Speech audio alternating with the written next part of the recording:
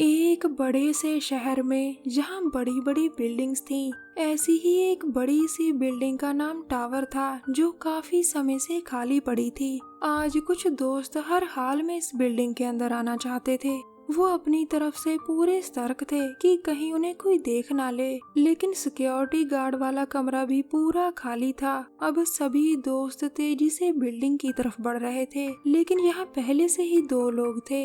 एक कहता है इन लोगों को डराकर यहाँ से भगाना पड़ेगा। उधर सभी दोस्त तेजी से आगे बढ़ रहे थे और जल्द ही एक बड़े से कमरे में पहुंच जाते हैं। सबसे पहले टोनी ने अपने लिए बैठने का इंतजाम कर लिया था। किट्टी एक चादर बिछा रही थी, जबकि मैक्स बियर पी रहा था। दूसरी तरफ मैंडी बिल्डिंग के शिखर पर अकेली बैठी थी और उसके पास विल आकर कहता है, मैं माफी मांगता हूँ कि कल रात मैंने गुस्से में तुम्हें डांटा, लेकिन मैं वादा करता हूँ कि मैं जल्द ही सारे बुरे काम छोड़कर हमारे होने वाले बच्चे पर ध्यान दूंगा। ये कहकर वो वहाँ से चला जाता है। उधर मैक्स किट्टी से कहता है, इस खाली बिल्डिंग में वीकेंड मनाने का अपना ही मजा है। सैम उसकी बात ध्यान से सुन रहा था। अब वहाँ विल आकर कहता है, मैं एंटीना फिट करने जा रहा हूँ। तभी मैक्स कहता है, पहले थोड़ा नशा तो कर लो। लेकिन दूसरों की तरह विल नशा नहीं करना चाहता था। दरअसल विल इस बिल्डिंग में एक गैर कानूनी एंटीना लगाने आया था और इस काम में उसकी मदद उसके नशेड़ी दोस्त भी करते हैं। विल इसी तरह के छोटे मोटे गैर कानूनी काम कर पैसे कमाता था। इसी बीच टोनी बियर के अंदर नशा डाल देता है, जिसके बाद वो विल के पास जाकर कहता है, तुम नशा नहीं कर सकते लेकिन बियर तो पी सकते हो ना। ये सुनकर विल उससे बियर लेकर पीने लगता है। दूसरी तरफ मैंडी अभी भी अकेली बैठी थी और तभी कोई पीछे से आकर उसको पकड़ लेता है। अब विल ने पूरी बियर पी ली थी, जिसके बाद वो सीधा ऊपर आता है, लेकिन वहाँ मैंडी नहीं थी। उसे लगा कि शायद मैंडी नीचे चली गई होगी। इसी सोच के साथ वो कमरे में आकर कहता है, इस एंटीना के कारण हमारे फोन पर सिग्नल नहीं आ रहा। क्या किसी ने मैंडी को देखा? लेकिन किसी ने मैंडी को नहीं देखा था। सभी को लग रहा था कि वो गुस्से में यहाँ से चली गई होगी। थोड़ी ही देर बाद विल पर नशे का असर शुरू हो जाता है और तभी वो किसी को देखता है, जिसके बाद वो अपने दोस्तों के पास जाकर कहता है, यहाँ पर कोई और भी है, हमें यहाँ से निकलना होगा। इसी दौरान इस बिल्डिंग की लिफ्ट को बंद कर कोई लॉक कर देता है। उधर सभी दोस्त उस आदमी को ढूंढ रहे थे जिसे विल ने देखा था। अब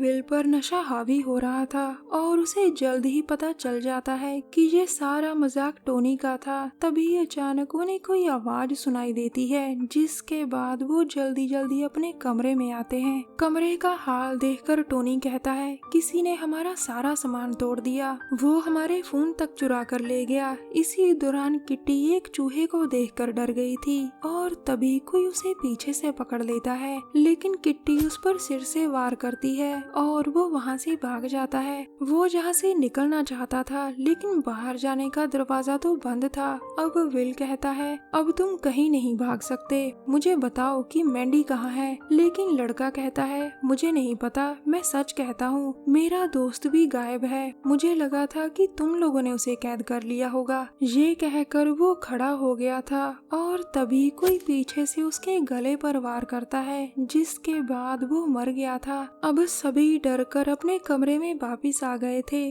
थोड़ी ही देर बाद दूसरे लड़के को किलर तड़पा तड़पा कर मार देता है। उधर टोनी बाहर आकर चिल्लाता है, कहाँ है तू हत्यारे, देख मैं अकेला हूँ, चल आ मेरा मुकाबला कर। टोनी को छोड़कर बाकी सभी कमरे में थे। अब टोनी फिर से चिल्लाता है, हिम्मत है तो सामने आ। ये कहकर वो धीरे धीरे नीचे आ रहा था। अचानक उसकी आंख पर वार होता है, जिसके बाद वो दर्द से तड़प रहा था। अब किलर धीरे धीरे उसके पास आ रहा था और यहाँ दिल करता वहीं पर टोनी को जख्मी कर देता। वो बीच बीच में हथौड़े का भी इस्तेमाल कर रहा था और आखिर में टोनी को बेदर्दी से मार देता है। कुछ देर बाद सभी दोस्त टोनी की लाश देखकर डर गए थे।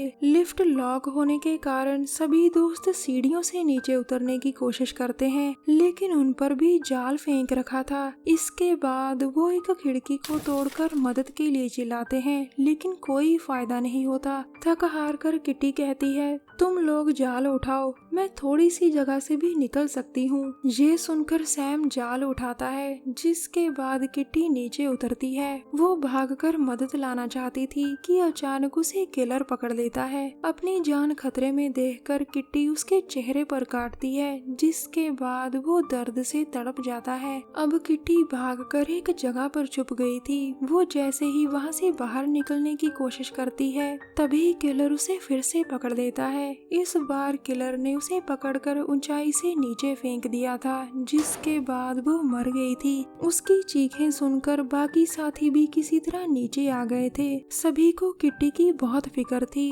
जबकि दूसरी तरफ किलर अपने कमरे में अपने चेहरे को ठीक कर रहा था। उसी कमरे में मैंडी भी कैद थी, जिसे किलर ने अब बाहर निकाल लिया था। उधर विल मैक्स से कहता है, मैं और सैम किट्टी को ढूंढेंगे, तुम बाहर जाकर मदद लाओ। ये सुनकर मैक्स वहाँ से चला जाता है, जबकि किट्टी को ढूंढते ढूंढते सैम की नजर एक निशान पर पड़ती है। अब सैम और विल दोनों मिलकर इस निशान को हटाते हैं, जिसके नीचे एक गुप्त कमरा था। दोनों जल्दी जल्दी इस कमरे में आते हैं, जो काफी रहस्यमय लग रहा था। दोनों की नजर कमरे में पड़ी तस्वीरों पर पड़ती है, जिसे देखकर वो समझ गए थे कि किलर एक पुराना बॉक्सर है और इसी बिल्डिंग में गार्ड का काम किया करता था। वो कबूतर पालने का भी शौकीन था। तभी विल कुछ देखकर हैरान होता है। वो मैंडी के जूते को देखकर समझ गया था कि उसे यहीं कैद रखा गया था। दूसरी तरफ किलर को भी पता चल गया कि उसके कमरे में कोई है और वो कमरे को लॉक कर देता है। इसके बाद वो एक बड़े से पाइप को सेट करता है और फिर आग जलाने लगता है। पाइप से जहरीला धुआं निकलकर सीधा उसी कमरे में जा रहा था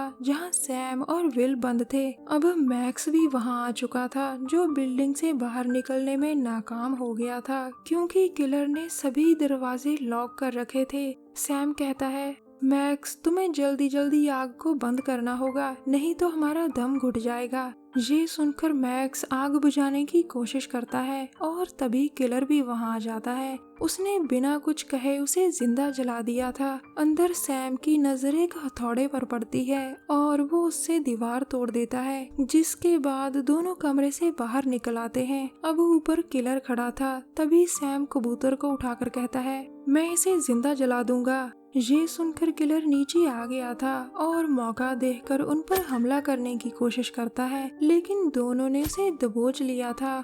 विल पूछता है, मुझे बताओ मैंडी कहाँ है? लेकिन किलर कुछ नहीं बोलता, शायद वो गूंगा था। इसके बाद विल उसे काफी टॉर्चर करता है, जिसके बाद वो एक पेटी की तरफ देखता है। विल समझ गया था कि किलर का इशारा पेटी की तरफ है। वो जैसे ही उसे खोलता है, तभी बाहर मैंडी नीचे गिरने लगती है। विल जल्दी जल्दी जंजीर को पकड़कर मैंडी को बचाता है। तभी किलर सैम पर वार करता है और दोनों आपस में लड़ पड़ते हैं। एक तरफ विल मैंडी को बचा रहा था और दूसरी तरफ सैम किलर को पीट रहा था। मैंडी को विल जल्द ही बचा लेता है, जबकि सैम और किलर अभी भी लड़ रहे थे। दोनों लड़ते लड़ते बाहर आ गए थे और तभी सैम कहता है, विल, तुम मैंडी को लेकर जाओ, इसे मैं देखता हूँ। ये सुनकर विल वहाँ से निकल जाता है और इसी दौरान किलर सैम को नीचे फेंक देता है। बेचारा सैम, उसकी लाश हवा में लटक रही थी। अब बिल्डिंग में आग लगी देखकर पुलिस भी उसकी तरफ बढ़ती है। किलर भी इसी आग में फंस गया था